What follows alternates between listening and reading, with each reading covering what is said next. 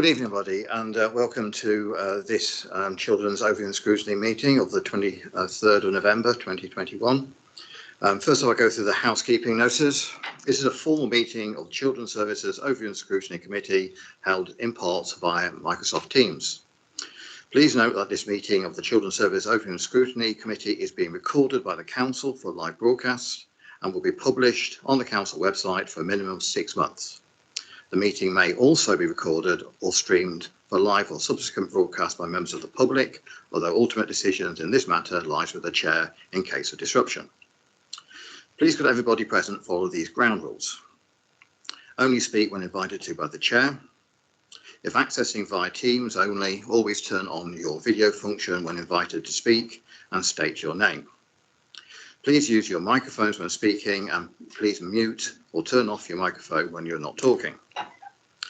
If accessing via Teams and would like to speak on an item, please do so by using the raise your hand feature in the bar at the top of the Teams window. And I'd also, if I could ask people who are here live, could they do the same, because it makes life easier for me to keep an eye on what's going on. If a vote is required on any issue, the Democratic Service Officer will call out each committee member name in turn, starting with the chair and vice chair. Please respond with for, against or abstain. For those in the room, please note that if the fire alarm sounds, exit the building by ways of the nearest available signed fire exit route and make your way to the ground floor of the multi-storey car park. Finally, please ensure background noise is kept to a minimum and mobile phones and other devices are turned off or switched to the silent for the duration of the meeting. Thank you.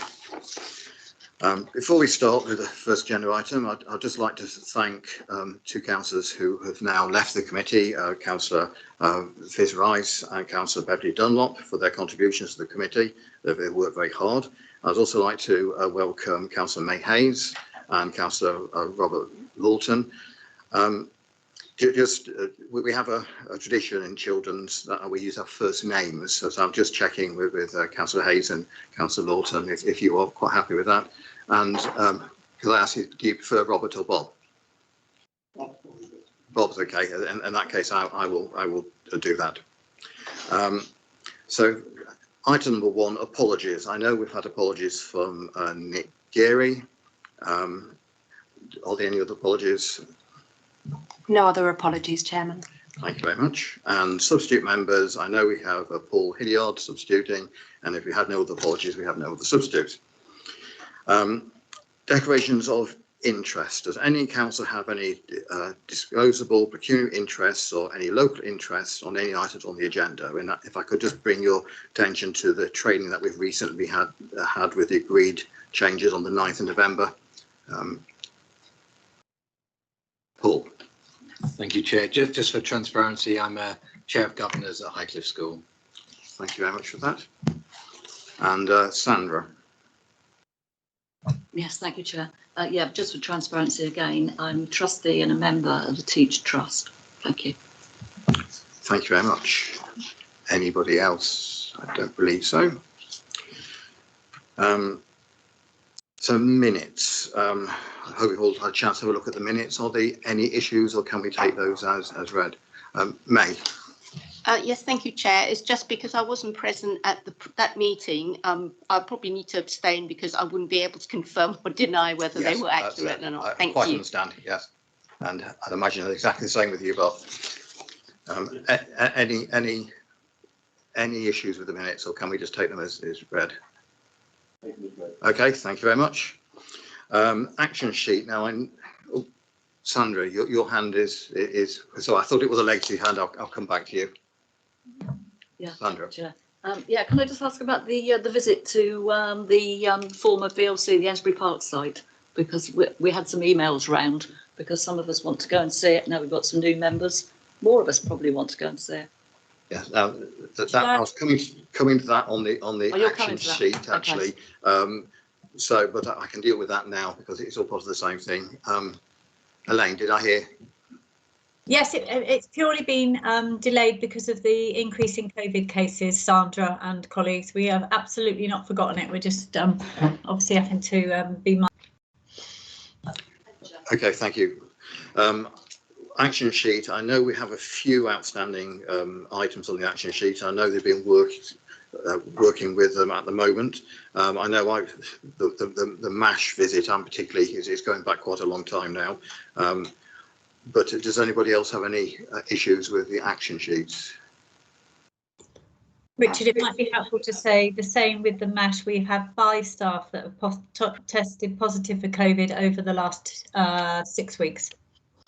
Right, thank you very much. That very much accounts for it.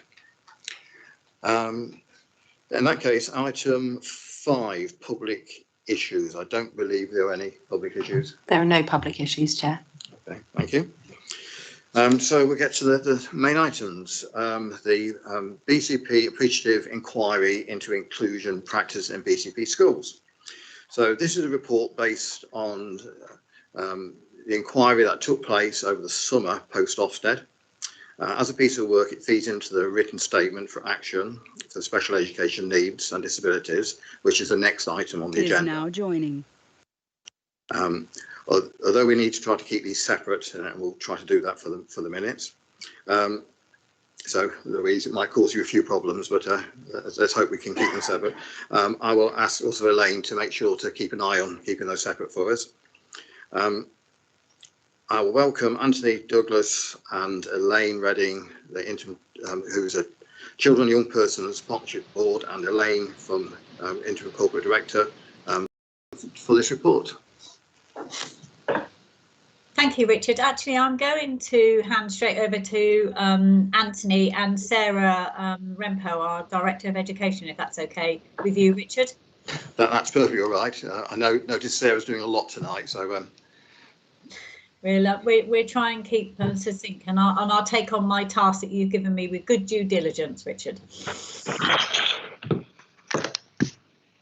Anthony, over to you. Yes, good evening, councillors and others. Can you hear me okay? Yes, we can hear you loud and clear. Thanks, Richard. Councillor Green is on the call as well. So this inquiry we carried out in the summer,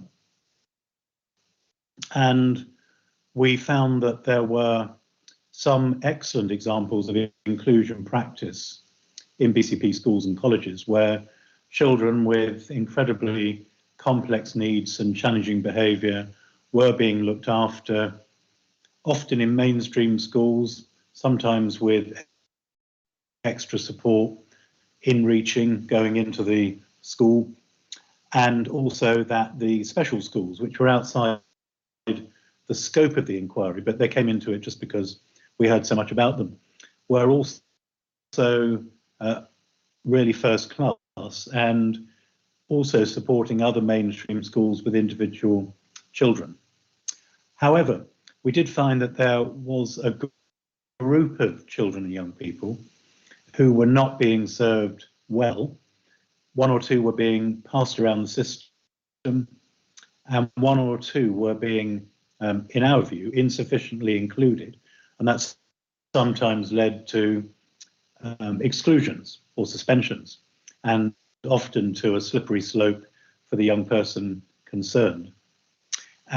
Certainly, the focus of the inquiry was how to ensure that cohort of children and young people stayed in school and stayed in mainstream schools, and our recommendations were designed to, over a period of 5 years, create the conditions for including nearly all children within BCP and within the BCP estate. That's obviously single academy trust, multi-academy trust, as well as direct schools. And we thought that a number of changes would have to be made, including to the detail of how places are allocated when children are in some difficulty. But also we felt it needed a change in culture about inclusion, just to be more committed to across the entire BCP area, not just pockets where some schools do amazingly and others, I think we've said in the inquiry, sit on their hands. We made 45 recommendations and went through a lengthy consultation process. So the version you've seen is the final version. I wouldn't say there was an avalanche of comment, but there was an avalanche of agreement to the principles. And also, most people we spoke to, most schools, most parents, wanted to get on with it. And they wanted to see some practical results. For example, an overhaul of the banding system, by which schools are allocated specific funds to provide extra support for children with special needs. We felt strongly that that banding system was archaic and nowhere near met the true costs of support. Now, that's obviously a difficult challenge for any council at the moment in with financial stress, but it will pay off in time because it will save on the use of much more expensive independent and non-maintained schools. We profiled a number of stories, a number of children whose lives were turned around remarkably by that support. And we also profiled a number of children who were being let down. And the reason we did that was to try to bring the inquiry more to life than being a dry document, but also because stories convey the impact on individual children and their families so much better. And the same for schools. We profiled schools who did absolutely incredibly, and perhaps some who didn't try hard enough to keep some of these kids with them. Anyway, the outcome was that we felt there was sufficient agreement for the recommendations to put them through the council, but also to enter discussions with all the academy trusts to try to pool resources over time, to commission improvement resources collaboratively, and to make best use of the specialist knowledge there is in schools to support other schools, and by the local authority taking on more of a brokerage and facilitating role. And about the same time as we did this, the SEND inspection came along. So it seemed sensible to combine the recommendations from the Appreciative Inquiry with the recommendations from the SEND inspection. And Sarah will say a little bit more about that in the process. But having given that starter, I'll pass to Councillor Green, who, because we work closely on this together. Nicola. Thank you, Anthony, and good evening, everybody. Evening, Richard. I won't add an awful lot more to that, but I think I will, if I may, just make it very clear that while we heard a lot of the same stuff as the SEND inspection, this piece of work was commissioned before we knew when Ofsted were coming. Clearly, we knew that Ofsted would come one day, but they come when they come. This was a decision that we took within the local authority to get on with this piece of work, and just really to thank those many schools and officers and other stakeholders who gave their time very freely and really did help us to build the picture of what was going on. So I realise this is a challenge for the meeting this evening about keeping the written statement and the Appreciative Inquiry findings separate, but there is inevitable overlap. But I wouldn't want us to lose that very clear focus that the Appreciative Inquiry had on including children who might otherwise slip through the system that we've got here in BCP and we might not capitalise on fully. Happy to answer questions subsequently, Chairman, but I won't take up any more of your time. Thank you very much for that. I mean, before we start up, first of all, I'd like to thank both of you because it is quite a piece of work, and I've read it through a couple of times, and it's quite detailed and heartfelt. And I've also talked to a few parents independently who've also read it, and they do say that it really hits exactly how they feel. So obviously there's some independent people who've seen it there who totally agree. Mark, I believe, did you indicate? Yep.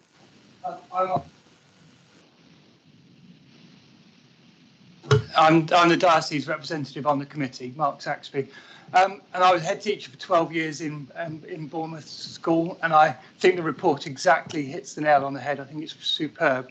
I'm just interested. There are some schools who obviously aren't practicing an inclusive approach, particularly to behaviour, and I wondered which of the recommendations really hold those schools to account and challenge them to develop and become part of the solution. I'm very happy to just say something, and then perhaps Sarah and Nicola could add to it. The context for this is clearly that in the world we're in, with academy trusts and their governance structures, schools set behaviour policies, trusts set behaviour policies, and government sets behaviour policy. And it makes it harder for any school or the local authority to tell anyone what sort of behaviour policy they should have. So the world we're in is very much influencing, negotiating, persuading, and the inquiry recommends BCP becomes an influencer, a more powerful influencer, to talk about the impact on children as some of these methods. But I would say, because there's been some pushback from the schools in question, that they are favoured by the government and in line with national policy. But I think we could do some work, and we've said in the inquiry, we could perhaps do some work on a BCP-wide standard where there is a voluntary sign up, and to just explore more the consequences for children of seclusion, for example, for being timed out. It depends often how it's done, as it would for any parent, and just to get some common understanding of how in BCP a child or young person is responded to if their behaviour breaches the expectation of the school. But it's very much the influencing role that I think we're going to have to try to adopt, because if we did occasionally maybe stray into the territory of being judgmental, but quickly pulled back because of the pushback, and it was just going to be counterproductive. Sarah. Thanks, Anthony. Evening, everyone.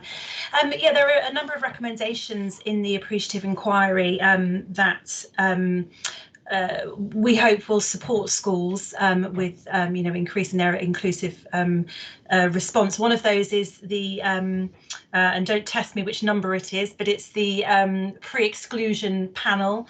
And like Anthony said, the inclusion standard that ideally we'd like all schools to sign up to. Now, the great thing about having the Ofsted feedback so close to the Appreciative Inquiry is that some of these recommendations, which I will talk about in a minute, are able to be sort of incorporated into the written statement, and actually schools, as part of the work on the written statement, because we're supported with a wide number of partners across the local authority.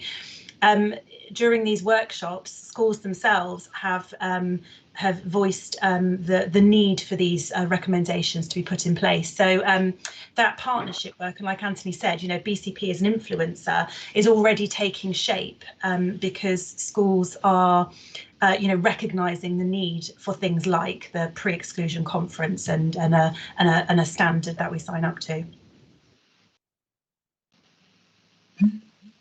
Mark, are you happy? Do you want to come back on that at all? No, I think the opportunity for governors and trustees of those schools to be kept in the picture if their school has rates that are higher, just highlighting, questioning, and maybe the challenge is not the right word then in the context you're approaching it, but for those people who are carrying out the head teacher's performance management, those people who are keeping a check on the culture of a school, you've got some really good recommendations. I think those people who have some kind of role in challenging and being a critical friend to the leadership of a school should be included in this. Thank you. If I could actually pick up on that, because Mark, you and I was thinking in a very similar way, I think on this, and just looking at, we've got a bit of a cyclic thing here, haven't we? There are some schools, by the looks of it, who have been really good at inclusion and doing a lot of work and making sure that people stay with them and succeed. There are some schools who are not doing quite so well at that. However, some of those schools, as a school, as an organisation, they must be seeing an advantage to excluding some pupils. What can we do to make sure that it is not an advantage for schools to exclude pupils, and how can we advantage those schools who aren't excluding pupils to make it a much more positive thing to do? I might just start and then. No, you go. Well, only just. Go on, Sarah. You go first. Thank you. So thank you, Chairman. So on that, the impetus is for schools to be working together, because what we recognise in the Appreciative Inquiry is that the children in BCP are all our children. So, for example, today a head teacher contacted me to say that they had just successfully taken on a child on a managed move, where the child has been at their school for 6 weeks and it's been really successful, and they've just taken that child on permanently. And we're going to do a case study of how well it was successful, and he's actively wanting to promote this to other head teachers, and that's kind of on the back of us reaching out to schools and starting that sort of partnership working. So in order to make sure that permanent exclusions are reduced and that they aren't the most attractive thing, it's that sort of work, is making sure that those good practices are shared across BCP, like in the example that I had today. Thanks, Anthony. I was just going to add, if I may, that the importance of ethical leadership, and schools are not disadvantaged in terms of their results or their funding by hanging on to a child who may not be doing so well. But I think the point about ethical leadership is, if it's a problem for one school, if a child is a problem for one school, then it's a problem for all in BCP. And it's a fragmented, highly academised system that is not systemically set up to take on board the difficulties all kids in the area face. But I think the best systems do work together with the local authority and trusts to just take that extra degree of responsibility. That's why we criticise the Fair Access Panel for not being fair enough and not giving enough access. So I'd just make the point about ethical leadership as well as practicalities. I mean, I totally agree with you there. But the other side of it that I'm thinking is that some schools may even like to put out the idea that they are quite strict on things and therefore have high exclusions, and a lot of their parents may be quite happy with that because they see that's what they want from a school, whereas that isn't actually what we want from a school. So that was the tension that I was wondering about. Yes. I'll take the yeses. Sandra. Oh, sorry. No, it's okay. Yeah. Yes, Sandra. Right, thank you, Chair. Well, obviously this is quite a hard-hitting report, and clearly a huge amount of work has gone into to producing it. I have seen some of the problems and situations described, actually on both sides of the fence, both as a school governor and also as a councillor. So I'm glad all this has been raised. Could I ask, you were talking about the difference in the schools, but what about the schools just over the border in Dorset and Hampshire? Do Dorset and Hampshire share our problems and concerns? They'll be our young people, but they'll be going to a school just over the border. How is that going to be sorted out? Thank you. Well, we had a dialogue with those schools and they had some hard-hitting things to say. And the feedback from a Hampshire school is in the inquiry. And in Dorset schools, well, there are some positive examples. A school that takes a lot of children and young people from Poole, those children are the children most at risk in that particular school. And they have set up their own special unit and managed to avoid exclusions with a lot of input, mostly from money they put in themselves.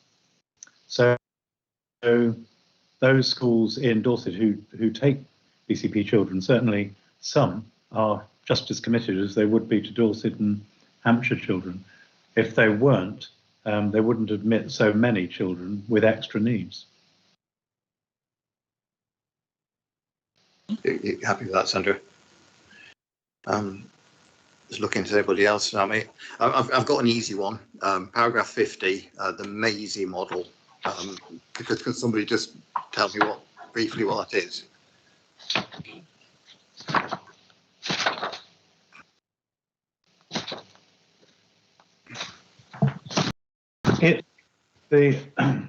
Elaine, you may want to come in on this, or Nathan might, or it might be a different point. But gosh, I spent a long time looking at it, but apart from the fact that it's producing early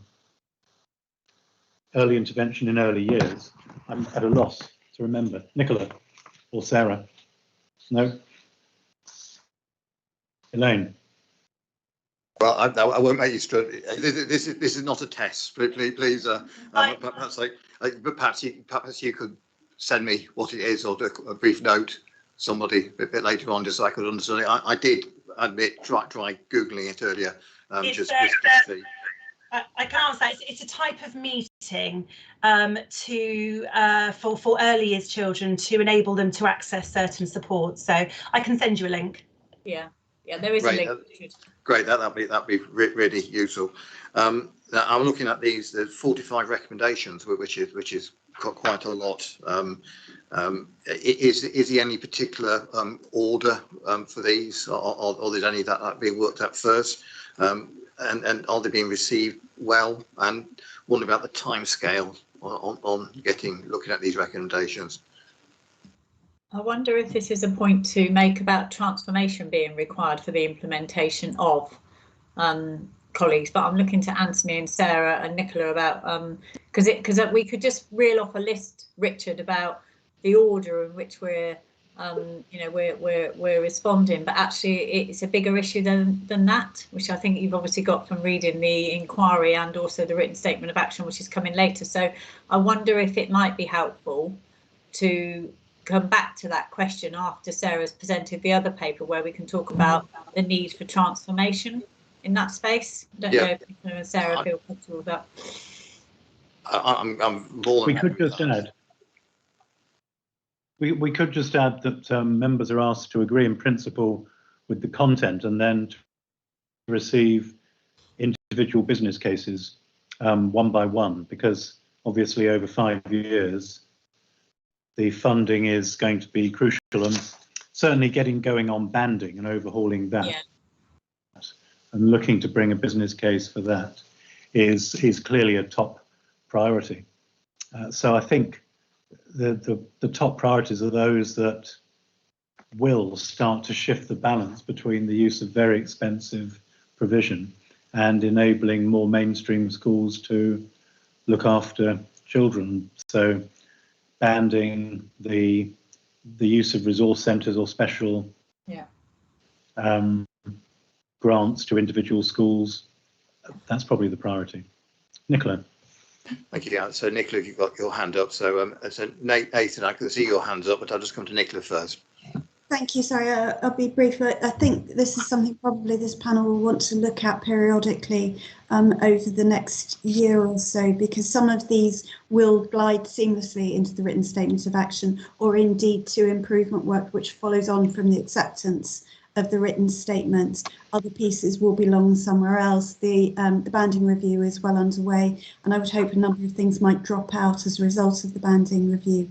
I think you will quite rightly want us to, to be held to account for what's happening about those recommendations, but I'm afraid probably the sequence of that is currently unclear, but becoming more so, it's becoming clearer with every iteration of the written statement and further work. And obviously there are some capital implications for this as well. So, schools might soon come forward with ideas about resource centres and so on. And I'd be very, very happy to come back to you with, with further information at that point. You've actually exactly the point I was thinking of, because I was thinking of reviewing, looking at it, and when it would be best to do that.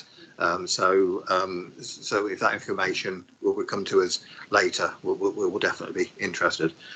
Nathan, your hand is up. Thank you, Chair. We're very glad that the voice of young people in case studies has been included in this report. On behalf of young people, we're wondering how these consultations took place, and have they been reviewed by those young people afterwards to make sure that they were accurate to what they said?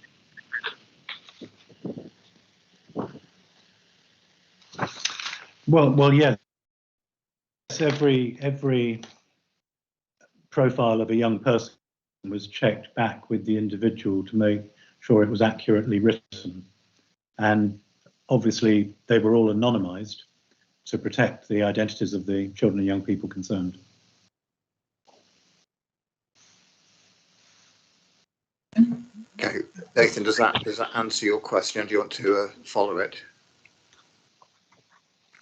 Just wanted to confirm on how the consultations take place. Was it in the form of an interview, or just like an informal chat with the student? It varied. Once or twice I had a Teams meeting. Most usually it was face to face, either with a support worker, sometimes with a teacher, and once or twice young people wanted to speak without anybody there, but that was unusual.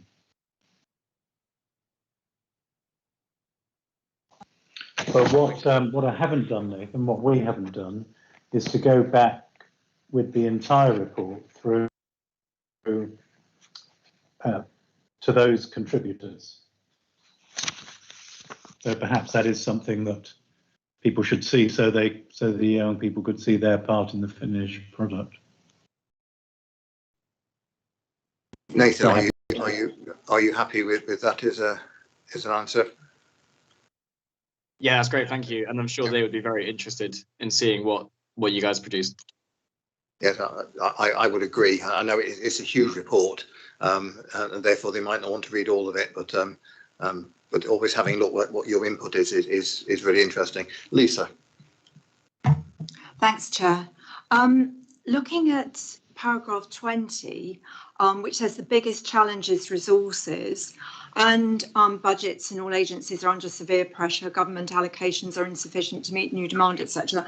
How confident are you that there will be enough money, enough resources for you to be able to achieve the recommendations? So I have a go at some of that.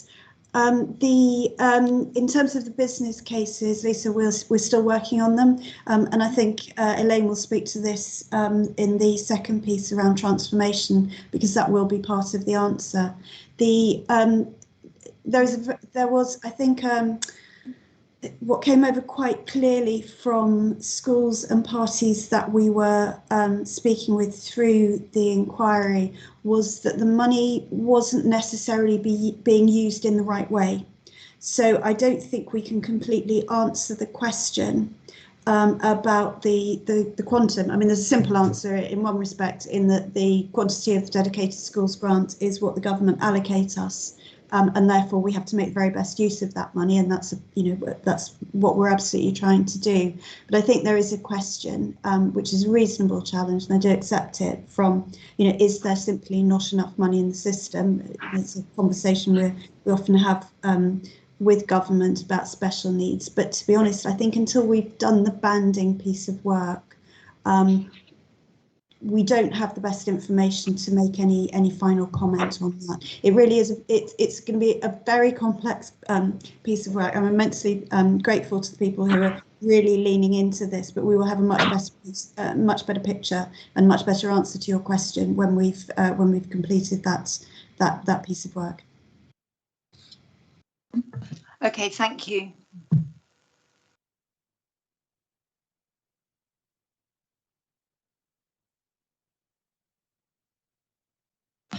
I wasn't going to ask this, but I've just thought of it as I heard Nicola speaking.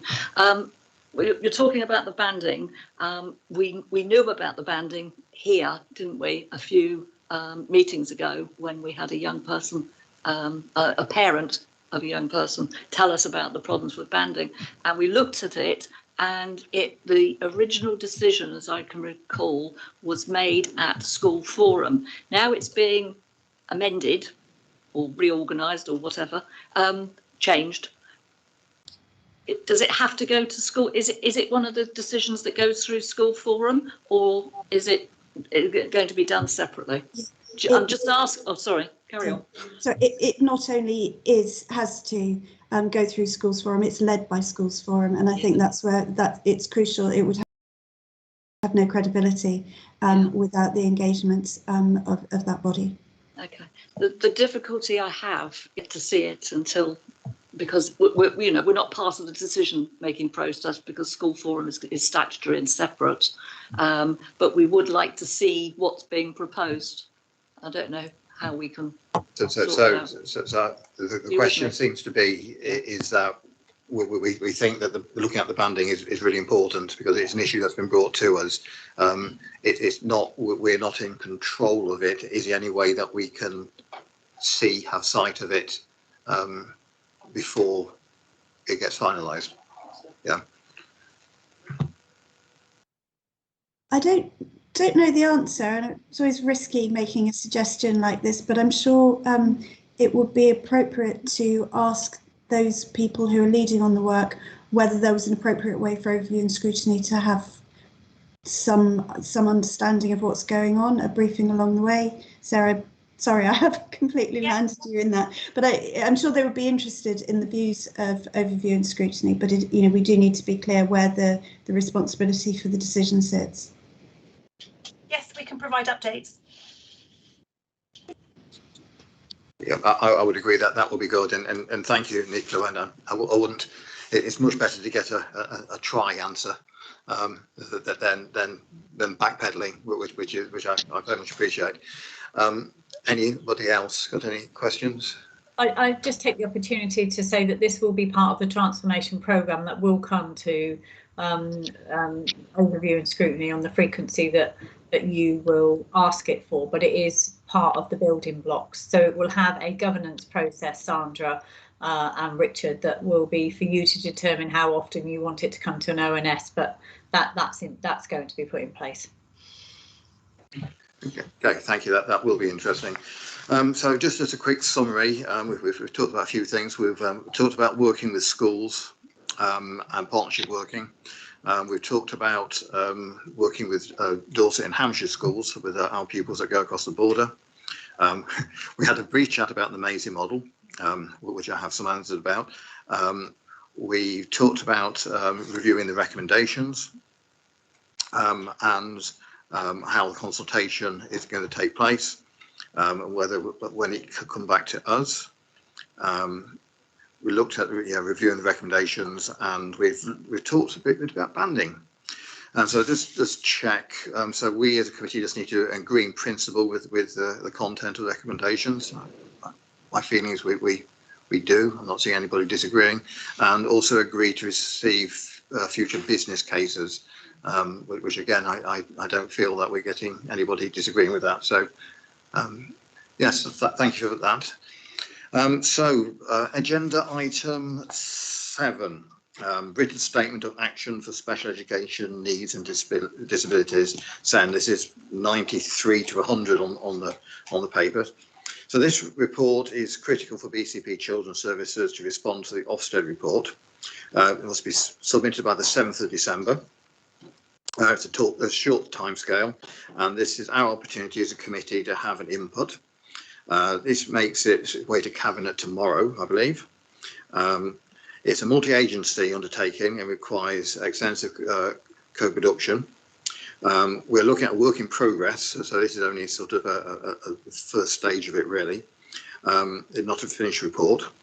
I'm also personally keen for the committee to further involved in this, and so I've agreed that we should have a members session for interested members, which we've got set at the moment for the, well, it is set for the Monday the 29th at 5:30. So I'm just putting out there for anybody in this committee, because I'll be really happy if other people could join us there. Unfortunately, it is a time and a date which took a lot of sorting out, so it is very much set. But if anyone would like to email me after the meeting or in the next day or two, I'll be very grateful. Welcoming Sarah Rempel, Director of Education, who's going to present this report, I believe. Thanks, Richard, Chair. can I, before you start, Sarah, can I just make, and please forgive me if you think I'm being pedantic, but it's Ofsted and the CCG.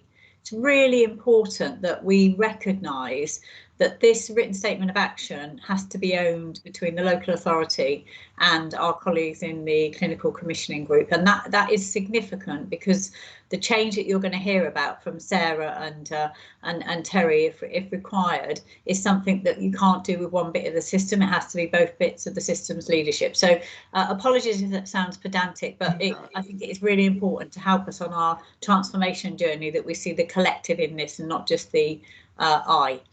Well, thank you for that. I would say not pedantic, but accurate. Thanks, Elaine. But thank you, Sarah. Thank you. So so what you'll see in the papers is that you don't actually have a copy of our draft written statement of action. So that's what Chair was referring to with that meeting next week. So because this is an ever developing action plan, you know, every day it is added to, what we will bring before you on Monday will be our near final draft. And then it's going to the Ascend Improvement Board on the 2nd, where, you know, we will have made further changes to it prior to it actually being submitted to Ofsted and the DFE on and the CCG on the 7th of December. So the report that you see in the papers is about our partnership approach to creating the written statement of action. So it's a significant undertaking. So after we had the feedback that came in August, there were 8 areas of significant weakness that were noted. So each of those areas formed a work stream, and invited to those work streams. So we sent invitations out to schools, colleges, to parents, to carers. We're working with our health colleagues.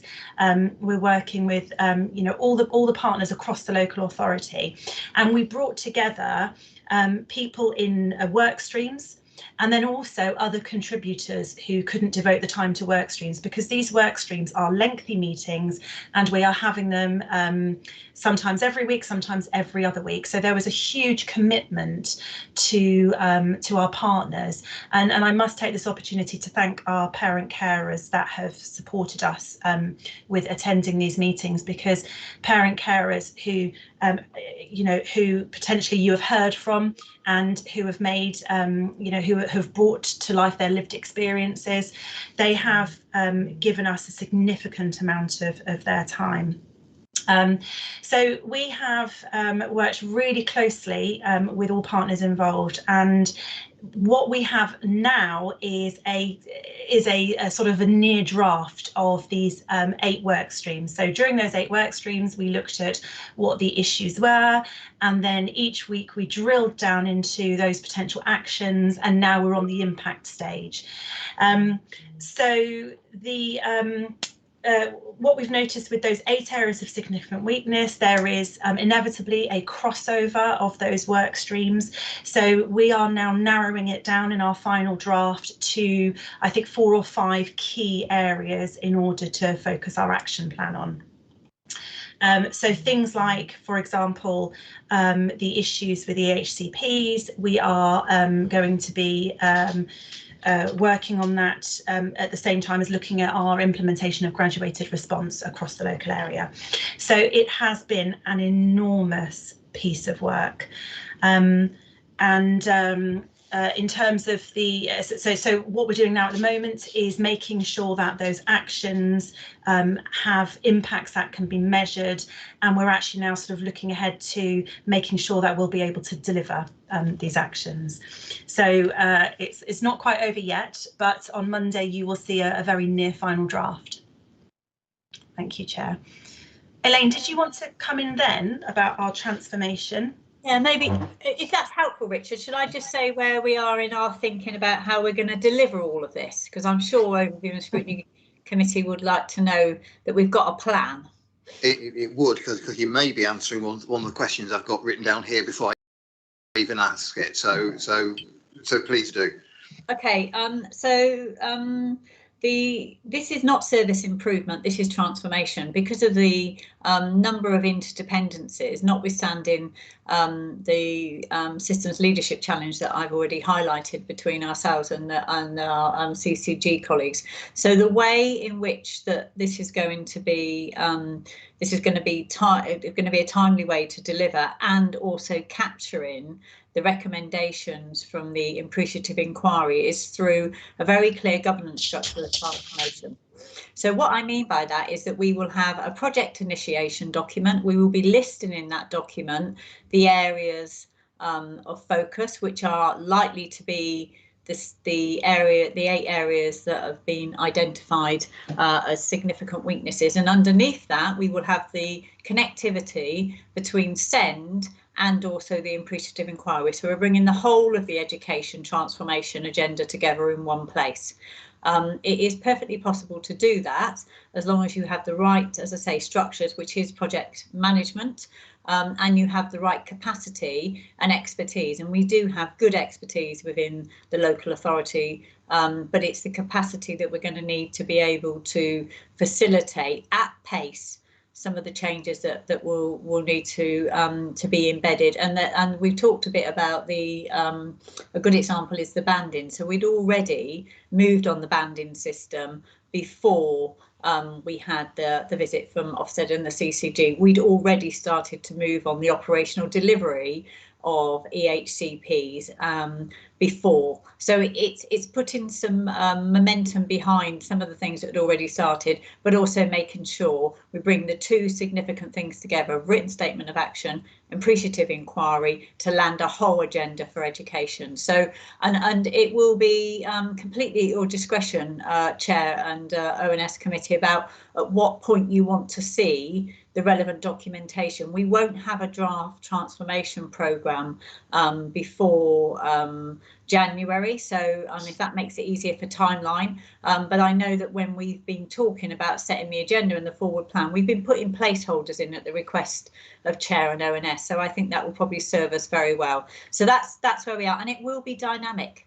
So there will be an opportunity to scrutinise in real time. So there'll be an operational and a data set that will be able to provide information on how we're delivering on a data, but then there'll be the qualitative, trading on all of the good work, as Sarah's already said, from our children and young people and parent carers forum. So I'll stop at that point, but that's the high level governance that's going to be put in place to be able to move this forward. So the main message is it's transformation, it's not service improvement. It is huge that we're thing that we're undertaking, but with high levels of confidence.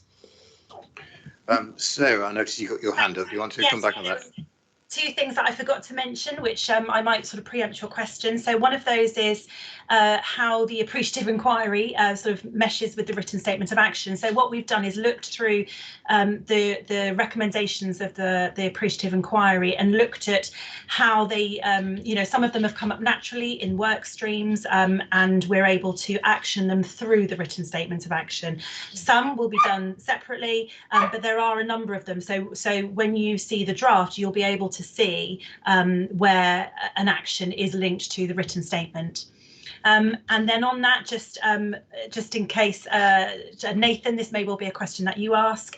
I mentioned about our work with parents and carers. We've also engaged children and young people. Now, going forward, we have other plans of how to ensure that co-production still happens by appointing our participation worker, whose job will be to ensure that that really good co-production continues, because now we've started, we cannot stop this co-production. It's so valuable. But in terms of including children and young people, so we haven't had children and young people on our work streams. We've gone out to children and young people in the forms of surveys, and then I've also met one-to-one, or rather with parents, with children and young people, and then we've incorporated that feedback into the actions and the impact. Thanks, Chair. Thank you. You must really stop answering questions before I ask them, because you're doing my job for me here. Yeah, the whole, I had a long question here, and you've done virtually everything. The only thing we've talked about the time for these 8 work streams. How long are we looking for this total job to be completed? Do you mean to? Yeah, go on, Sarah. Do you mean to deliver the entire written statement? Yeah. So at what point we'll be able to look back and go, okay, we've completed that? So we'll be under scrutiny for the next sort of 12 to 18 months, and Elaine, correct me if I'm wrong, but that will be from Ofsted and the CQC. Sort of in terms of transformation, like the appreciative inquiry, I know Anthony was, you know, we're talking about, you know, like a 3-year sort of time frame.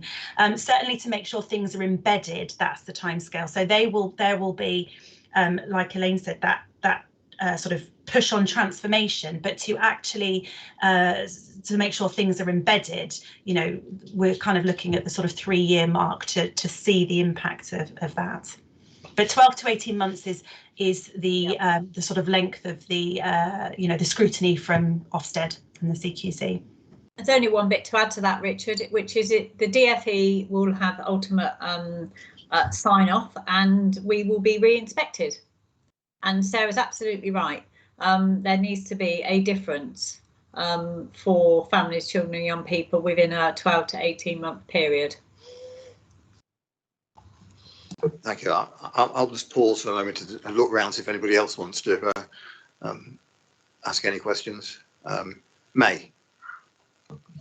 Thank you, Chair. It's not a question, more it was a point that Elaine had raised about the transformation, that a draft would be available sometime early January. So whether we could actually put that into our forward planning, because I think that would be an item that will be of interest for the committee to look at the appropriate time. I just had a quick look at the calendar. I think our next programme meeting is the 25th of Jan, so it may be a little bit close. And then the next one's not till the 22nd of March. But could I ask, Chair, if we programme that in so that we can then include it for our forward plan at the appropriate time? Yes, I'm looking at Elaine. Is that going to be something that we can fit in? I definitely think we can bring something back, May and Richard, for the 25th to show you where we are with the workings of the governance around the transformation programme, because although we're anchoring in these governance processes, the work is going on, so we will have stuff to share and bring. Yes, and yes, I've also already noticed, May, that you've emailed me to ask to join the meeting next week. So yeah, You're already in. Sandra. Yeah, Thank you, Chair. Yeah, can I just ask, I know you've been working with the DFE, what are the indications so far regarding the passage of the written statement of action? Are they liking what they see? I daren't ask the unthinkable, so I'm sort of being nice and saying, is it going well so far? They are liking what they see. Terry, do you want to add anything to that? And I can confirm both statements you've made. They are liking it and it's going well. Terry, anything you want to add for Sandra on that? Well, two things. Yes, it's both. The DFE advisors have had a couple of meetings with people involved in the process, so they have been kept on side and up to speed, and we've involved parents and carers in those meetings, so they have seen the complete transparency and the co-production. That has given confidence. The other thing to say is Graham Pert, who as an external consultant we've used to do the marshalling of the ideas, not generating them, that comes from the working group. He has said in several meetings he has never seen more thorough co-production, and he's been experienced at producing 3 other written statements of action for other authorities. So we are confident that we're doing it in the right way, but you know, you can be confident until delivery, and that's of course what counts. Yeah, it's the translation of it, Sandra, that's the big ticket, isn't it, for us? Hence the transformation. I was thinking, do they actually appreciate I mean, I'm sure they appreciate there was a lot of work involved, because obviously 8 areas of focus is a big piece of work. But do they appreciate that, you know, transformation is having to take place? We can't just, you know, mess around the edges. We've got to go for the whole thing. It is my job, and as the DCS, with support from my colleagues, to make it very clear to them that it is going to be transformation. That is the name of the game. They've also had, which has been helpful, Anthony is very transparent in the way he works across the departments. They've had the Appreciative Inquiry, so they know the enormity of the task. And Anthony and I have met with the scrutineers from both sides and both ministers within the DFE. So unless Anthony's got anything else to say, that I think they are well cited. They know it's transformation. They are quite rightly expecting us to get on with it. But that's my take on it. Anthony, did you want to say anything from your role? Because you've been quite transparent with them, haven't you, about the challenges? Well, just to echo probably 2 things. Firstly, over 60% of local authorities have to produce written statements of action, and that just shows the difficulty of providing high quality SEND services to the expectations in the code of practice and legislation. And it's not under 10%, it's 3 and 5. And I think, like any advisor or any government department, they are happy to acknowledge the level of transformation needed, but are pretty unforgiving about timescales. So as you've all said, it will be a question of showing progress every 3 months, because the monitoring in some shape or form. Oh, I think we've lost Anthony, but there is scrutiny every 3 months, Sandra, basically. Thanks for that. If I froze at that point. You did, but you see if you're back again. You didn't miss too much, so you're okay. I am just going to I'm going to ask that unthinkable question, and I please pause to let your heart rate go down in the cold sweat to go. The risks, it says failure to support our children is obviously the biggest risk, but you talk about the risk of DFE intervention. So can just for those people who are not quite so understanding what that means, and do pause before you say that. Why is that so bad? Well, go on, Anthony. Do you? I mean, you go on, answer that. Well, just to clarify, for SEND, local authority has 12 to 18 months to improve. If it doesn't in the inspection, then it can receive statutory notices or various other instructions from central government.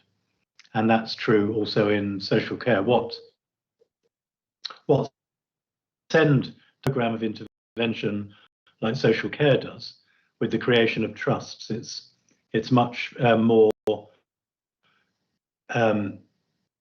the services stay within the local authority and the CCG, but they might have to be provided very differently, and that's why I've encouraged BCP to look at commissioning, strategic commissioning, collaborative commissioning, to really make sure that there are partners involved in this. And given the scale of the transformation needed, it's not just down to the council and the CCG. So basically, you're told off in letters that get progressively more direct and directive. Okay, so yeah, we don't want to be told off, basically. No. But it's not the type of school report we would want, Richard. No. No, I do understand that tremendously. I'm just looking to see if anybody else got any questions or any comments. I'm not seeing anybody. So if I just a bit of a sum up. So we've talked about the 8 work streams, the transformation, the areas of focus. We've talked about it being at pace. We've talked about the time scale, the 12 to 18 months and 3 years to get the job completed. We talked about bringing the draft back to scrutiny at a later date, and when the best time for that would be. We've talked about what the DFE think, or we think the DFE think so far, and we've talked about why DFE intervention would be really not a good thing. So let's have a look what we have to do as a committee. So we're quite happy to recommend review the partnership approach. I think we're probably all quite happy with the partnership approach, and we've got endorse the partnership approach and delegate authority to the portfolio holder for COVID resilient schools and skills to sign off the written statement of attainment on behalf of the council. Are we all quite happy to delegate that? Yeah, okay. I think we're Nicola, you just raised your hand. Sorry, I did. It was just along that, Richard, just to let you know that Elaine and I are waiting final advice from the monitoring officer. Normally in these circumstances it's appropriate for the portfolio holder to do it, have such a delegation in consultation or whatever word with the most senior officer. And so Elaine as DCS and I are probably going to be the co-signatories to that. But that's something that we're waiting on monitoring officer advice, and we'll have that tomorrow. So if you see something slightly different in the minutes of Cabinet, that's just an explanation of why that might be. Right, thank you. That's very useful to know that, because at Cabinet tomorrow I know this is going, and it's nice to be clear about that. So we're on item 8 on the agenda, which is page 101, if I remember rightly. COVID recovery, feedback of this start of school year and summer offer. So the COVID recovery is a recurring item on our agenda, and tonight we're looking at the summer offer and its impact on the start of the school year. And again, welcoming Sarah, who's I believe going to be looking at this, Director of Education, who's going to present the report. Sarah. Thanks, Chair. Yeah, thank you. So I presented at the last but one overview and scrutiny the plans that we had across the summer for our children and young people. So if you remember, there were 4 offers in particular. So it was our holiday activity and food programme, or HAF programme, summer school provision, supermarket vouchers for children who were eligible for free school meals, and then we had support from the seasonal response team. So the HAF programme, we reached 39% of our children and young people eligible for free school meals. So there was no expectation that we would reach all children on benefits related to free school meals. So the HAF programme was to offer up to 4 days a week, 4 hours a day for holiday activities, and that had to provide a meal for children. So we reached out to 3,189 children, and we delivered 28,359 meals over the 6-week holiday. The number of children that we reached that engaged in the HAF project increased from 16% at Easter to 39% over the summer, which was great. We also managed to reach a further 213 children by looking at our priority. So you know, our first priority was children on benefits related to free school meals who were looked after or who were carers. And then we were also able to identify children who weren't eligible for free school meals, but that was still considered by their schools as having additional needs, or who were home educated and a young carer. So it was great that we could reach out to more children.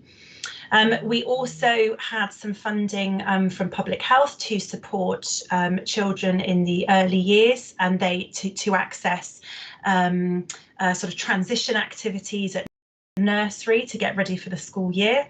And we reached, so we offered 1,508 4-hour places. And we had, it was around accessing those transition activities. So in terms of the funding, it was close to £1 million. We spent nearly 620,000 on the summer HAF programme, which leaves just over 300,000 to spend at Christmas. And so those Christmas activities are already being planned. It's most of the same providers. We've now, because we've done this at Easter and then the summer, we have the providers that are engaged and ready to offer those Christmas activities. And then also we've just had confirmation that the HAF programme will run again next Easter and next summer. We don't know any further ahead than that, but certainly next Easter and next summer. And funding should be around about the same, but we don't yet have confirmation of that. So the summer school offer, it was offered out to all secondary schools, and they could be supported by DFE funding to run activities for any children, but it was considered that schools would usually use that to target their year 7s to look at the transition.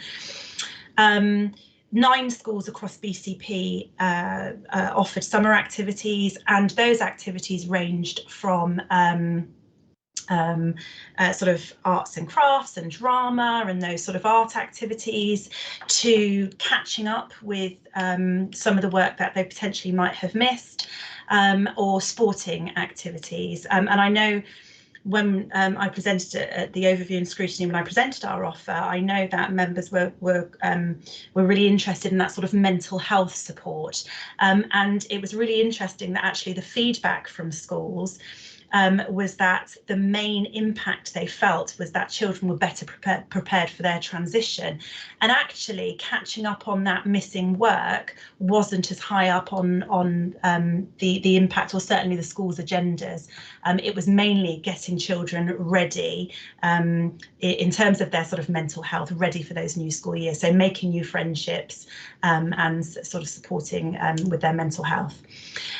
So we reached 870 students, and a quarter of those were considered as vulnerable.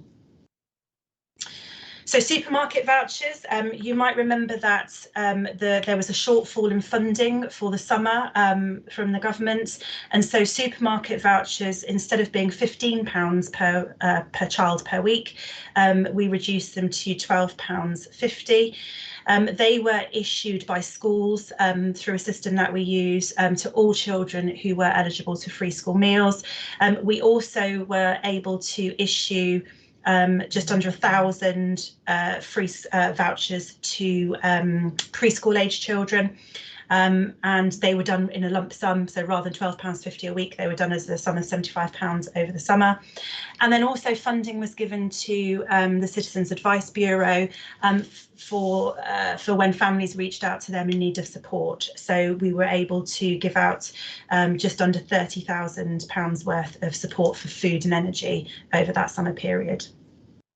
So our seasonal response, we'd put in some training for schools before the summer from an ex-County Lines gang member, and he reached out to schools, and we targeted some of our more vulnerable children, and he reached out to 12 secondary schools before the summer, and then he also provided training and some outreach support for frontline workers over the summer.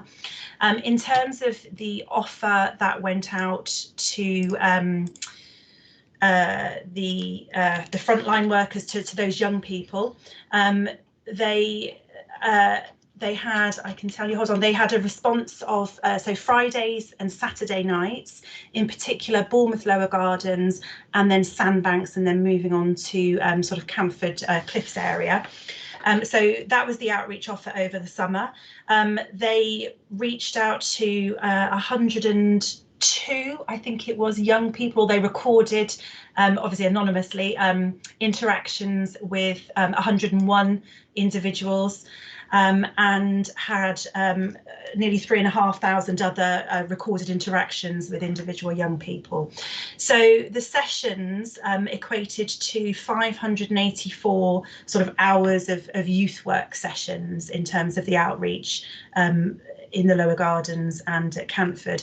What they saw over the summer was actually a decline. So at the beginning of the summer, they had more interactions with children and young people, and then there was a decline towards the end of the summer.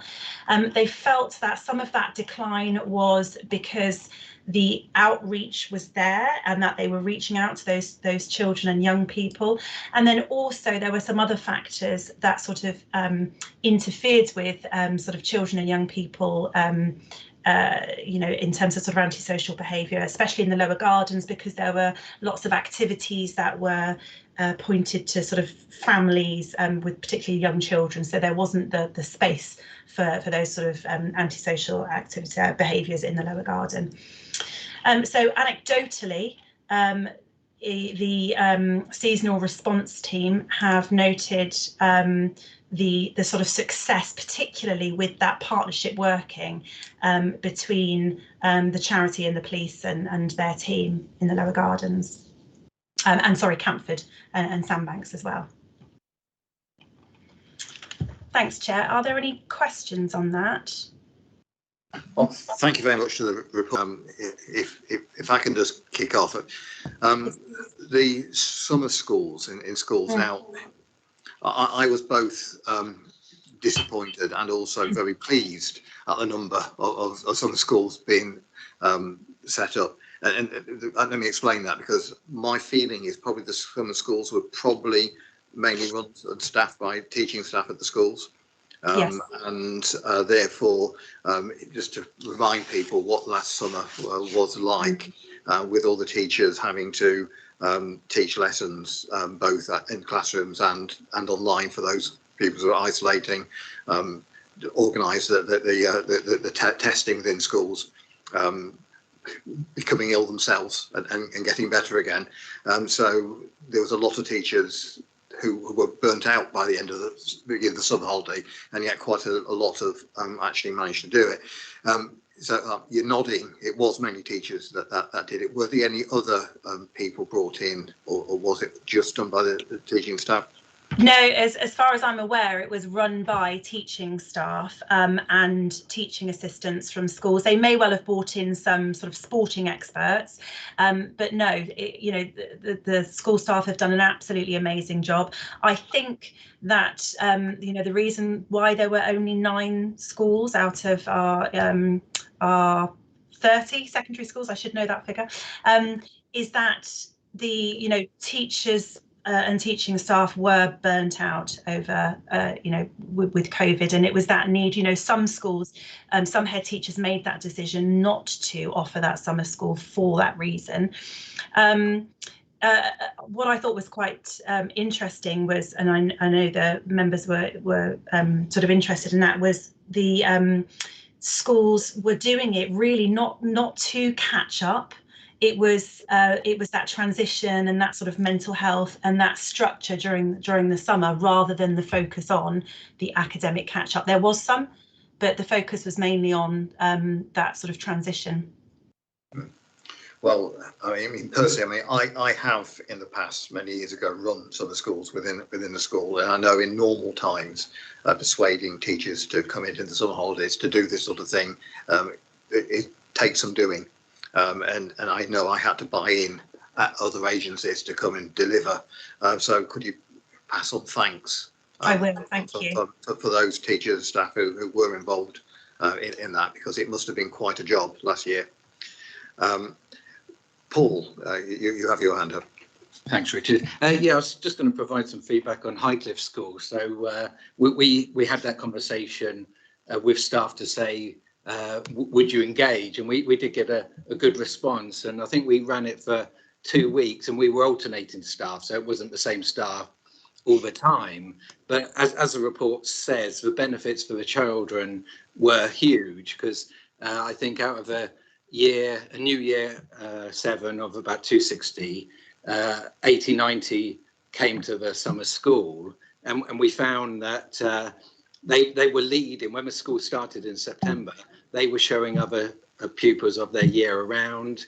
They felt a lot more confident, and the benefits were there. Now, whether we had funding for it, whether we could have and this is what we're debating at the governors now, is whether we will fund next year, because it was such a good opportunity. Because what we generally do is we have our main feeder schools. The children visit us 3 or 4 times in the prior year, just to get acclimatized to the school and the building and everything like that. We haven't been able to do that. We're not going to do it this year. So I think we will be looking closely at summer school again. So it was a good benefit. And the other services, the free school meals and half, again, good feedback of working with our school. So thanks for that. Thank you. Thank you for that information, Paul. Now, Lisa, you've got your hand up. I noticed Elaine has got her hand up. So I'm going to just go to Elaine just in case I imagine she wants to add something to that. I just wanted to add that that the building on what Paul said, but we have got really good providers. We've been so fortunate in the area to draw on providers that are known and are able to deliver in the challenging circumstances. So I think, Paul, your question's right, but if the funding follows, then it isn't just for the schools to deliver this. There might need to be a different way of thinking about how we commission it and get more for our Dorset pound by doing it in a slightly different way. But I don't want to lose the recognition of the voluntary and the organisations that just stepped into that time and time again and just delivered in equally very challenging circumstances. Thank you, Elaine. Lisa. Thank you. It's just a quick question. I wondered if you know how many or what percentage of the vouchers were redeemed? That's a good question. In terms of the ones issued by school, so we use a system called Wandy. I don't have those figures because schools would, what you do as a school is you log on and you can see when a voucher has been sort of activated, and then you can see when a voucher has been redeemed. And so what I would do as a head teacher would be keep reissuing them, because they go straight to parents' phones, and reminding them to spend them. So we could go out to schools and ask them what had been redeemed, but otherwise we wouldn't have that information. It's actually not easy to ask them what was redeemed either. We haven't got a system for that, nor of the school. Not a helpful answer, but an honest one. But certainly, I'm sure head teachers were doing as I was doing, which was just keep, sending them until they were redeemed. Lisa, do you want to come back? Yeah, just the reason I was asking is because I did help a family who had got really confused with that system, where I think you can easily log out and then not be able to get back to it, or it was a non-English non-English speaking family. That's the reason why it was quite difficult. So I just wondered if there's a way of tracking it, but that sounds like it is. So that's good.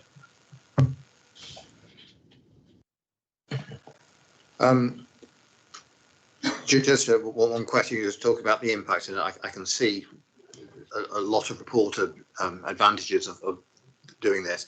Now, my thoughts are schools, of course, do lots and lots and lots of work with data, and that they will be working on data for this year. Now, is there any plan to look at school data to see whether there's any impact that's measurable for these summer schools? I don't. I mean, some schools may collect that data internally.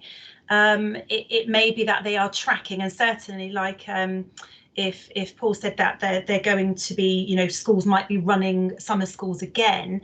But I think because the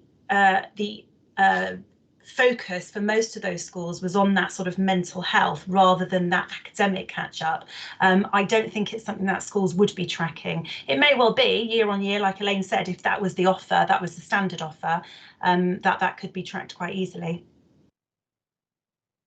Okay, thank you. I'm looking to see if anybody else has got any questions.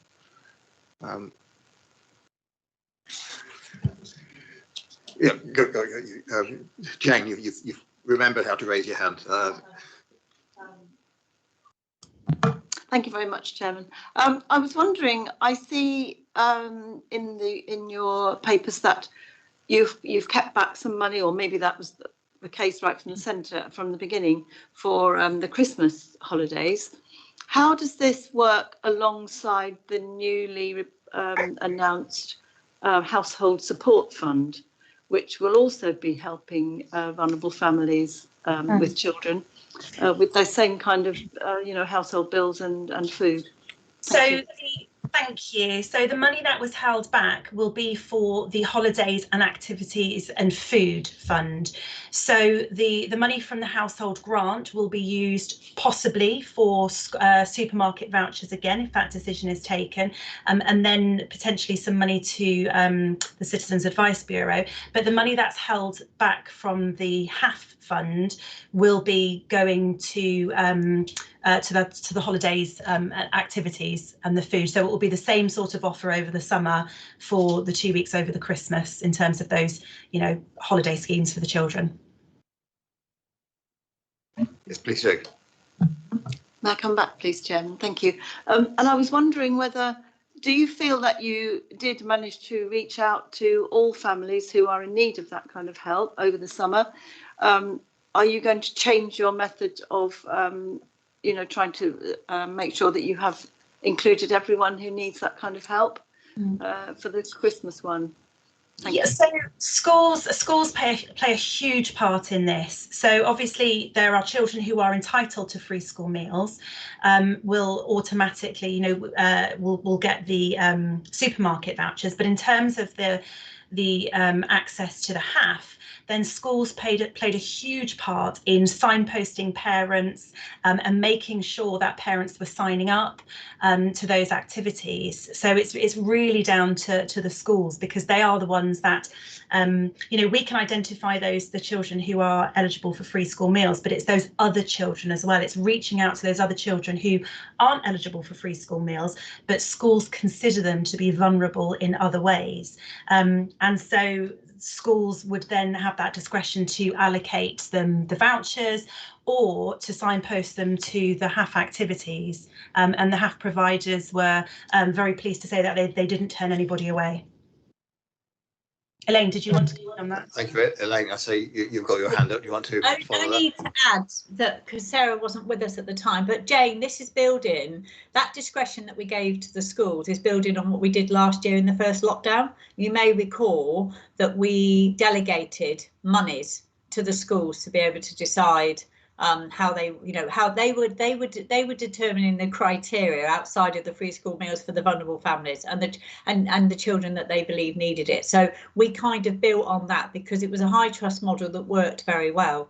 So that was the context that Sarah wouldn't have known. So we don't have any reason, Sarah or I or any of the leadership team, to change that approach. The schools were immensely grateful that they were just being empowered to spend it as they thought it was appropriate for those children and young people.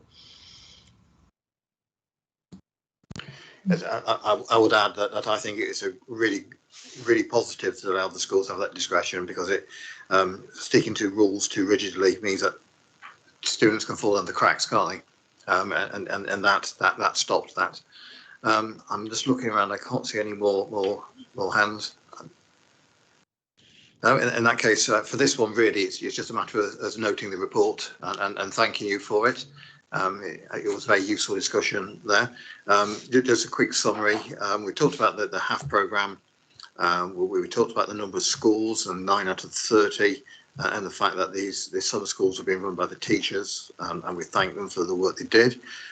We talked about voucher redemption and whether we could track the number that were. We talked briefly about data and whether data could be used to measure any improvements.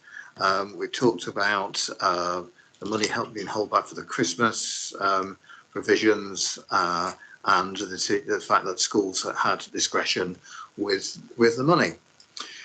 So we're on to agenda item 9, which is homeschool transport, which is page 107 to 144 in the pack. So this was requested back in April this year, 7th of April, by Deborah Jones to come to this committee. I believe it's going to Cabinet in the near future.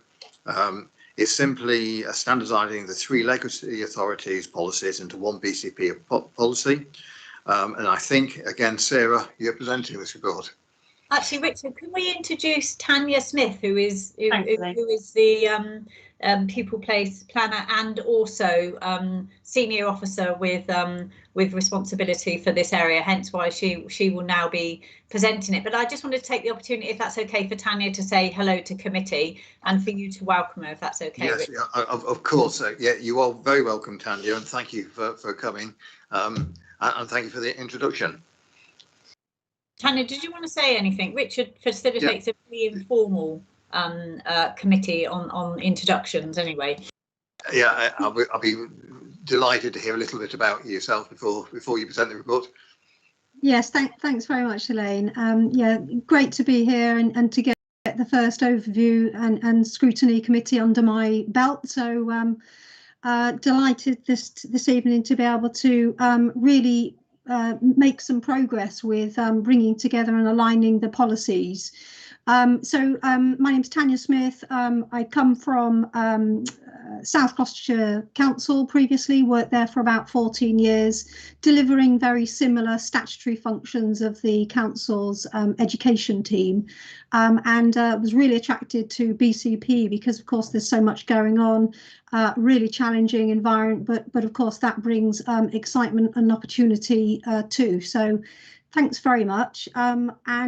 Should I go into shall I deliver the first report, Sarah? Or yeah, thank you. So actually, you'll be pleased to know I'm going to hand over to Terry and Tanya. So where Tanya has only just joined us, Terry is leaning very heavily in to support Tanya with that. So Terry, I don't know which one of you is going to start, but I'm going to hand over to you.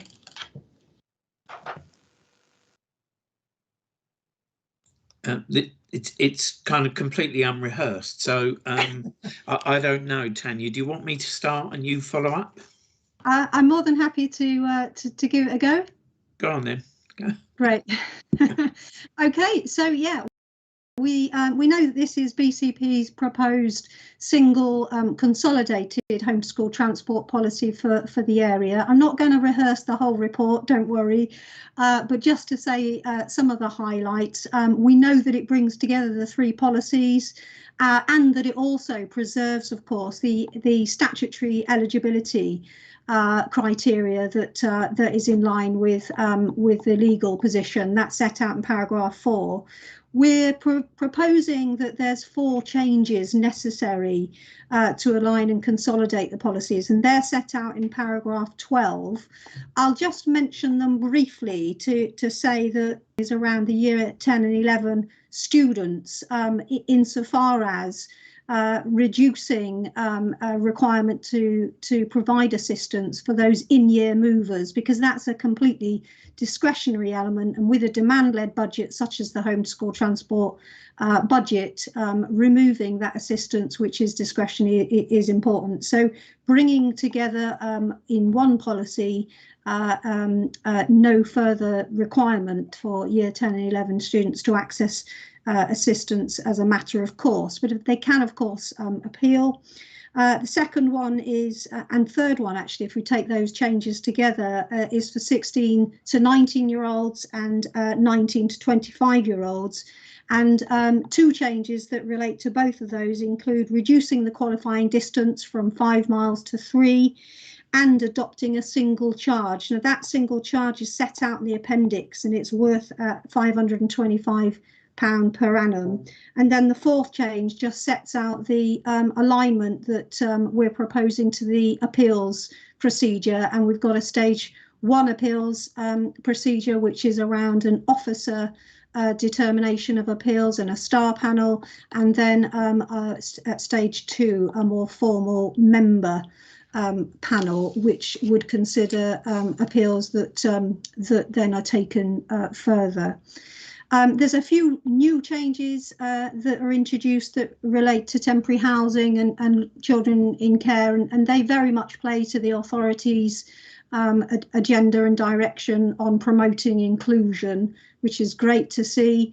And then just towards the end of that report, we set out the details that relate to consultation. So we're looking for about an 8-week, I think, period of consultation ending in February, with a view to implement this one consolidated policy in September 2022.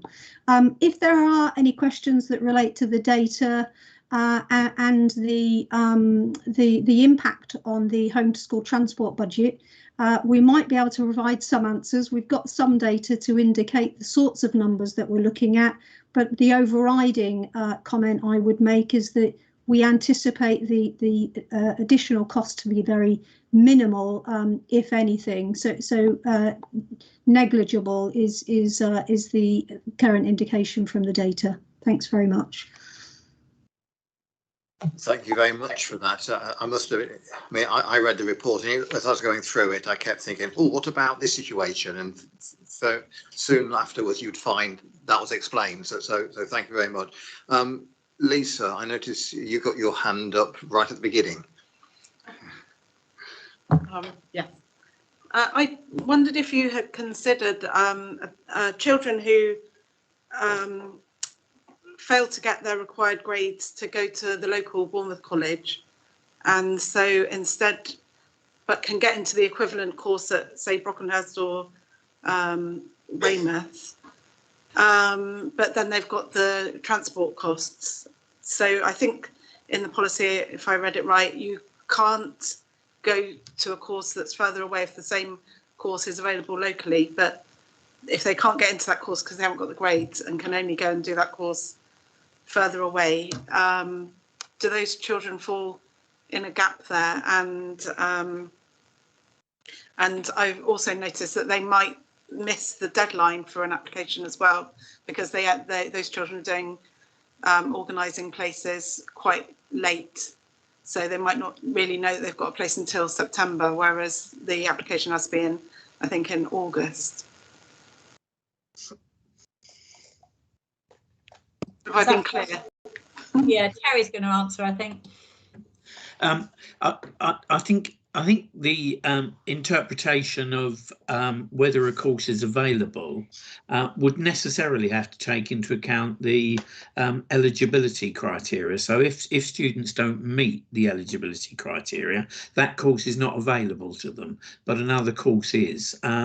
So I think they would therefore fall under that definition.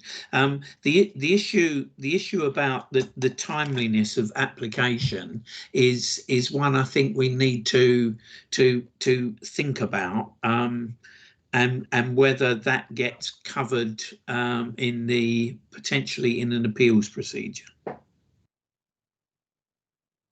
Okay, thank you. Does that answer your points, Lisa? I think so. Well, I suppose if you go to the appeals procedure, you still haven't got the money to be able to get you to. I think Brockenhurst, for instance, is about £800, which is quite a lot of money to stump up. I suppose it's making sure that that child can actually start the course and doesn't end up not doing, you know, a NEET, I suppose.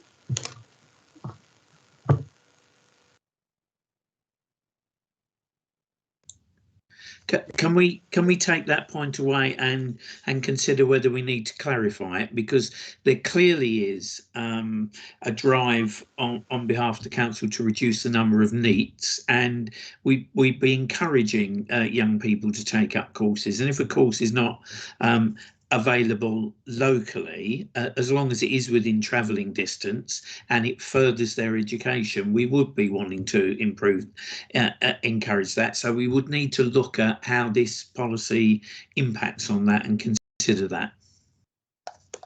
I notice, Tanya, you just raised your hand, but you've put it down. Did you want to add to that? Yeah, I was just going to say something about the statutory landscape for homeschool transport, and that of course sets out that it is an overriding responsibility of the parent to ensure that in making their preference that they give due consideration to how their child or young person will get to school. So I suppose it's a marker to say that whilst we recognise that there will be some difficult circumstances and cases where you feel it might be justified, actually it probably isn't sustainable for BCP to pick up the cost. Now, I'm not saying that's necessarily in relation to this issue raised, but it is an important consideration when making a policy that doesn't open the floodgates and cost quite significant sums. Okay, thank you for that input. Paul. Thanks, Richard. Jane and myself, we're members of the Transport Appeals panel, and the additions of temporary housing, children in care, and the fuel wear and tear, I think those are positive features. Going back to what Lisa said, one of the aspects we see is that we're having appeals now, and my child has started school in September. So obviously the process, if it can be sped through, it's not always the council's fault that it's a delay. Sometimes it obviously is the parents not realising they could put a claim in or whatever. But if a process, and in particular your staff can on the phone can talk parents through to say, yeah, if they're likely to get a chance or not, and then going to the consultation for this policy, again, obviously, generally a lot of the parents coming in are less well off, so it is a making about paper copies, and probably send it to all schools and ask them to put it in their newsletters and things like that, because yeah, these trying to get it to people who will be using the policy. And then the final comment about actually on page 19, currently there's 4 members on the stage 2 panel, so probably where it says the School Transport Appeal Committee comprises of 3, probably it should say minimum of 3, but that maybe things will change, but I think it is always good to have a backup just in case. Thank you. Okay, thank you very much for that. That's added insight there. Sandra. Yes, thank you, Chair. Can I just ask about the timescales for these changes? Because, like, what happens to the students who are affected by the changes midway between the year groups? For example, the transport assistance for years 10 and 11. If a student from Bournemouth has been provided transport assistance in year 10 under the current Bournemouth policy, will he continue to receive the same level of assistance in year 11 if the policy's changed, or will he have to appeal? How are you going? And the same sort of thing can happen in for the 16 to 19-year-old. What happens if a child qualifies for help at 16, but because of our changes, he doesn't qualify in subsequent years? And the same for those in the 20 to 25-year group. I've spent many a happy year power on these appeal panels, so I can ask the daft questions. Sorry. I suppose we could also add, might any go the other way, and some that couldn't receive it. Would start there are with changes, so could change it. So how is it going to be managed? Would they have to appeal? Tanya, do you want to start and then go on? Yes, I did seek to clarify this. As it happens, the majority of the year 10 and 11 children that are travelling with assistance are free school meals, so they will continue to qualify under the existing policy. For the few children that don't, as a matter of course, BCP requires all parents to apply annually to receive their assistance for transport, so that will continue, and it could mean that a few parents aren't awarded transport, in which case they will be asked to appeal. So if policy changes mid-year, the fact it was applied at the beginning of the year for annually, it will still stay in place till the end of that year when they reapply, basically. It will stay for the year, but it's the following year, then they have to apply again, and the new rules come in. You can see there's going to be a bit of tension to begin with, but we can cope. Okay. Lisa. Thanks, Chair. This may be here already, but I couldn't find it. What would happen to a student who is at one of the grammar schools and it's over 3 miles? Do they get school transport help? And what would happen, say, if a child from Christchurch goes to the grammar? I mean, they've got Twynham or Highcliffe School, which, you know, are comprehensives. What would be the situation there, please? Lisa, can I make a suggestion that we work through the consultation and then we pick up that type of individual circumstance? Because I think it's really difficult to answer I know you're trying to flush things out, and that's why I'm saying I think through the consultation process we pick that detail up. I don't want officers to get engaged in hypothetical cases, because we all know it won't work like that. In terms, there will be some pragmatism being applied, as well as you know, some exercise of professional judgment. So I do think it's important. That's why we brought it here, that we do have the level of scrutiny through what we're doing on the consultation. So can I ask that you bring that into that space, Lisa, and that we don't get into answering the detail in here? I mean, we wouldn't be able to furnish the detail anyway, but I don't want to lose the point you're making. Well, OK, I just did feel it was quite relevant, because there are, you know, children in my ward who would be over 3 miles. OK, thank you. Thank you. Are you OK with that answer then? In the Lisa. It's just a quick question. You may not know. I wondered if there is a significant number of children who live under the allocated distance, but because it's too dangerous for them to walk, that we pay for their transport. And is there a cost to that if it is, if there is any number? Tanya, are you? Yeah, I can answer that. I mean, in relation to eligibility across all sorts of scenarios, you know, there are 4 statutory reasons why you may be eligible for free assistance with transport, and it's really, I think it's really incumbent on all of us to say that we should apply that policy with some rigidity. And that rigidity is around the durations, if it's beyond the statutory walking distance, if there are send or mobility issues that require transport, if the route is hazardous, so if the child can't get from A to B in a safe walking route which is defined by BCP, then we would pay. And then the 4th one is of course around free school meals and families entitled to the maximum working tax credit limit. So those statutory criteria apply to all applications, regardless of the school that you attend, if it's grammar, if it's an academy, if it's a maintained school, all of those considerations will apply.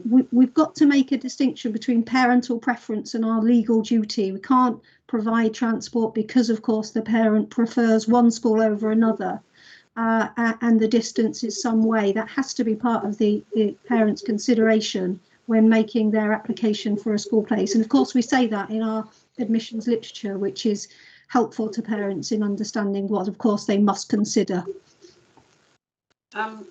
Thank you. Do you want to? Yeah, what I was really getting at is, are we having to pay for people's to transport children because the road isn't safe? I'm wondering if that is a significant amount of money that we're actually having to spend. Does that make sense? Yeah, it does, Lisa. We don't have that detail. We can have, we can make a, but I can make a commitment. Tanya, are you comfortable with this? That we can have a look, and if it's easy to identify, we could just email you, Lisa. If it's not, we'll email you and say it's like a needle in a haystack. If there isn't, it may be that it doesn't really affect things. So no, but we're happy, aren't we, Tanya, to take it away and have a look? Absolutely, yeah. We should be able to work out how many children are travelling on a code that relates to hazardous routes. Exactly. Yeah. Thank you. I've just got one question here. I was looking, Lisa, you as the last year, you finished, have you, Lisa? Yeah. In the absence of Fizz, who was in his committee up to recently, I'll ask this one because it's the sort of thing that you would have asked. Point 8 talks about all the types of different transport, and they're all motor vehicle based. If a pupil qualifies for assistance, can that assistance be used to pay for active transport?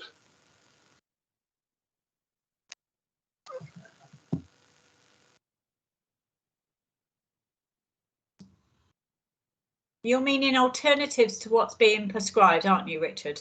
I mean, yeah, if they don't want to use a motor vehicle to get to school, but they want to get, they're entitled to that, can they use it, or do they have to prove that they're using motorised vehicle like a bus or a car or taxi? Yeah, I'm thinking of, you know, buying a bike or a scooter, or yeah, hiring a barrel bike, or there's a stony silence there, isn't there? Well, it's the definition of transport, isn't it? And that's why we're reflecting on it. So we will. I mean, my view is that we need to just look at that within the context of if you are eligible for transport to school because you can't ride a bike, or that it isn't safe for you to do so. Then for me, it's about the options of around carbon footprint on what type of vehicles we're using, electric and otherwise. So I think Tanya and I can take that one away as well. But it is the definition of transport, Richard, hence why officers are going to be quiet on that, because that could be equally quite a challenging conversation. So we'll go away and make sure that we're clear on the definition of transport for the eligibility criteria. But I think it does lead to the other question around, OK, so what is that transport made up of then? Yeah, my thought is if a child decides who's entitled to have their bus fare paid for, or entitled to have some money given to their parents for them to be driven to school, if they decide they would like to cycle to school, can the funding be given to them to do that, because that is better for them, better for the roads, better for the environment. Yeah, and I think that's why Tanya and I will need to look at it in terms of definition of transport, because I think that isn't as straightforward as you know, purchasing or having a loan to buy a bike and then using that as a way of us discharging our statutory duty. Tanya, would be what's going through my mind, and you're shaking your head in the right way. So Richard, I'm not a bureaucrat, and I love to do things as pragmatically as possible, but I think this is one that will require Tanya's expertise in terms of how we discharge statutory duty into transport and the eligibility for that. In that case, I will leave you to think about it. I think is the I think, oh, May, sorry, you got your hand up. Thank you, Chair. It's just you raised a rather interesting point, and I guess my counter to the point you raised about is active travel and alternatives. If we take the example of a bicycle versus what is currently on offer, then you have to take into consideration the fact that travel to and home, to school and home from school is only for 2 set journeys. Are we saying that you want to fund a bicycle that would actually then be used for other purposes other than to school and back? I'm not trying to start a debate, but I'm just saying that's points that officers should take away in their deliberations. I think that's part of it, because if you got into that scenario, you might only be purchasing the wheel of the bike. So that's well put, May, in terms of what we need to. That's why I'm going to leave it to Tanya's expertise to review. I believe unicycles are available. So May, is that yes, you're happy with that? So just to sum up, we've talked about the 4 changes. We talked about the pupils who are eligible. We've talked about the appeals committee and the numbers on the appeals committee. We've talked about consolidation of the policy, timescales for changes and whether they happen mid-year or not, which they don't. And we've talked about the hazards of the route. Let's have a we've considered the attached report and we've made some comments and not really recommendations to Cabinet, but I think we've made a few comments that might get fed through.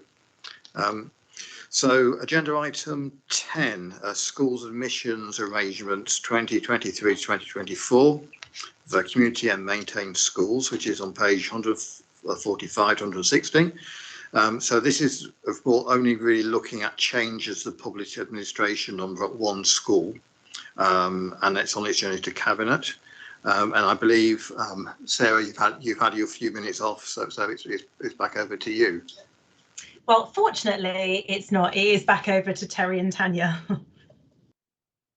Yeah, I'm happy to take this one, Terry. Great. OK, yes. Well, at this time of the year, we consider the admission arrangements for community and controlled schools as required by the School Admissions Code that apply for admissions in 2023-2024. So some way off.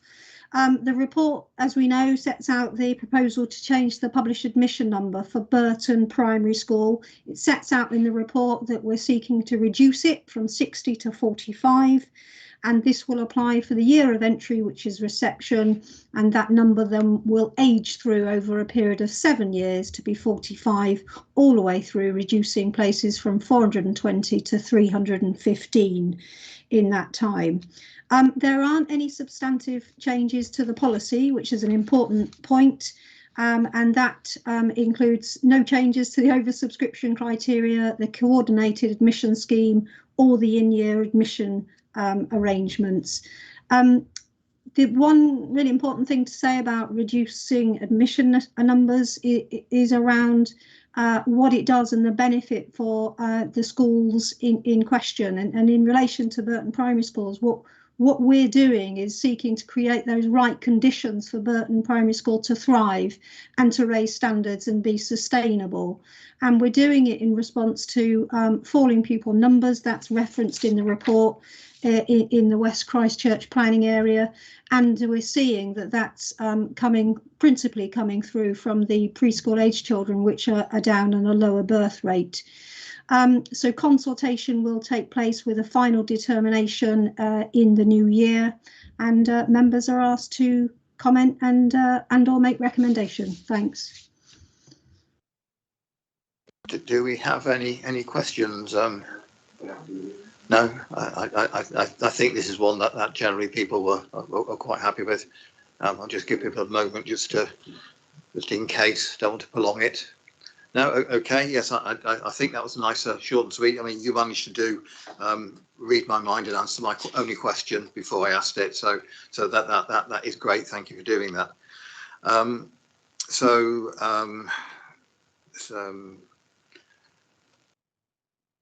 So we've seen the report, we're quite happy with it, and so might as well move on to item 11 then.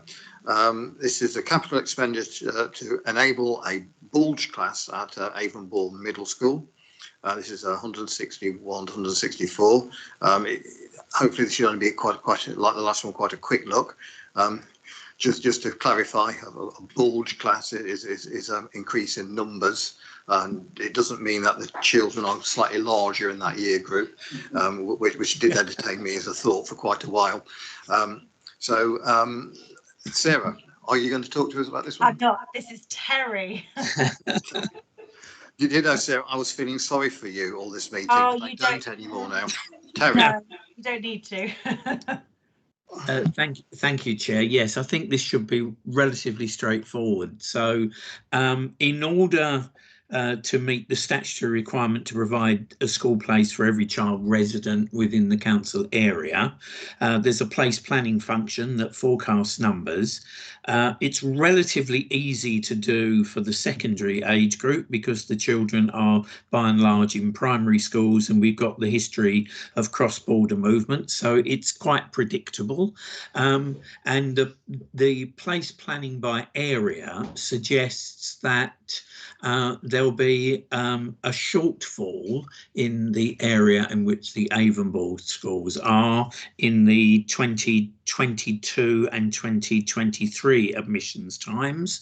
And so in order to cope with that, rather than a substantial expansion of the school, which will be permanent when this is, as you said, Chair, a bulge in numbers only for those 2 years because primary numbers have reduced and will continue to reduce.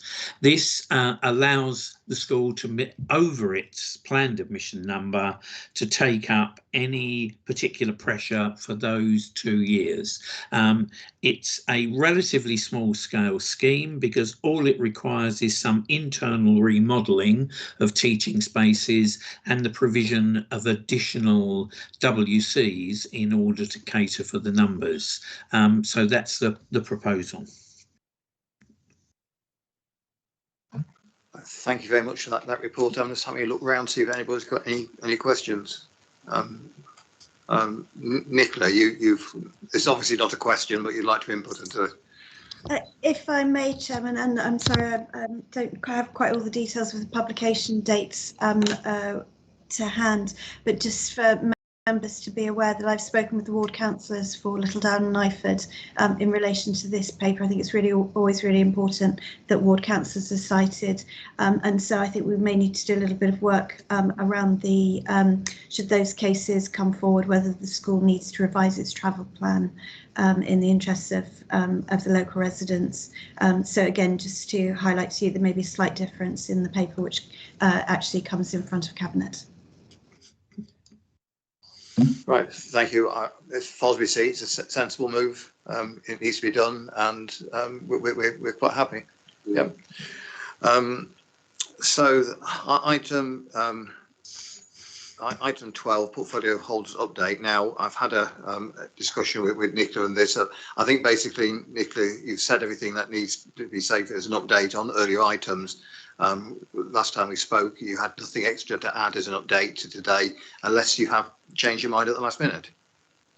I really haven't, Chairman. Thank you. Right. Thank you very much. I'm sure you'll delight us with extra next time round. So item 13, some items of information. And so as normal for this committee, there will be some items circulated after the meeting, things that we decided was probably not the best use of time to come to the committee, but you'll be interested to see. Forward plan, item 14. Thank everybody who did come along to the forward planning meeting. It was a very useful meeting. I know the forward plan is being changed and adapted due to that meeting.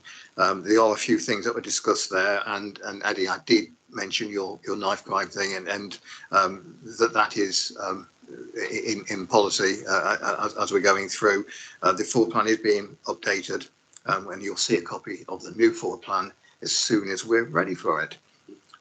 Any comments on the forward plan? No. Chair, Nathan's got his hand up though. Oh, sorry, Nathan. Really sorry, Nathan. Thank you very much for noticing that. I was reading my notes rather than looking at my screen. Nathan. That's okay, Chair. Just wanted to confirm, subject to the new UK Youth Parliament members being elected, for the March 2022 ONS, could we have the introduction of the new members of Youth Parliament plus a closing report of the current members of Youth Parliament? I think that will be and thank you for raising that. Jane. Thank you, Chairman. I just wondered regarding the forward plan, did we mention earlier in the meeting that we would like to see an update on the written statement of action in January? We did, I believe, yes. Yeah, so could we add that to the... Thank you. I'm sure. Thank you. In that case, we're looking extra, so meeting dates, particular notes for the next Richard, meeting. we're struggling to hear you, Richard. That's because I didn't turn the microphone on. Thank you for reminding me.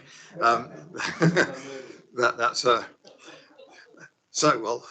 In that case, item 15, meeting dates. So the next one is the 25th of January. I'm just double checking because last time I gave the wrong date at the end of the meeting. So the next one is the 25th of January. And in that case, perfect timing, 2 hours. I'll declare the meeting closed. Thank you, colleagues. Have a nice evening.